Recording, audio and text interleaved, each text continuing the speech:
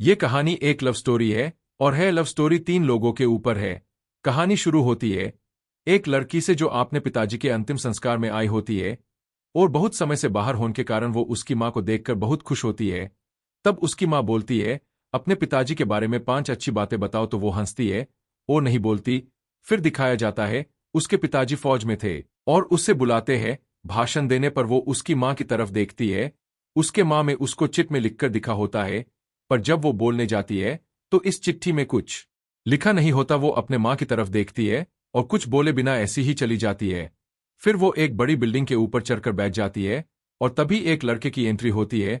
वो पहले से ही गुस्से में होता है, खर्ची को लात मारत है और सिगरेट पीता है। तो उसे वो लड़की दिखती है। लड़की को देख के वो बोलता है, नीचे उतरो, वो अच्छी जगह नहीं है।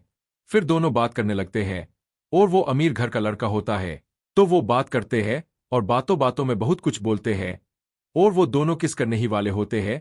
तो उस लड़के का फोन बजता है और वही रुक जाते हैं।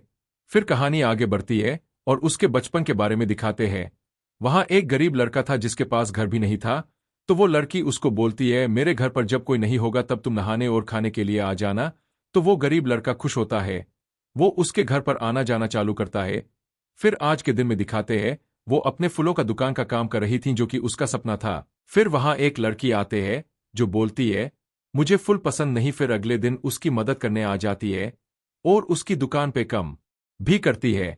और कुछ दिन बाद अपने पति और भाई को लेके आती है। उसका भाई वही लड़का था जो लड़की को टेरेस पे मिला था। तो वो सब साथ में घूमते हैं, पार्टी करते हैं और दोनों को एक दूसरे से प्यार हो जाता है। और उसके घर पे वो दोनों सोए होते हैं। तो उस लड़के की बहन आती है जो बोलती है, अगर इसके साथ तुझे टाइम पास करना है तो ठीक है, मगर प्यार मत करना।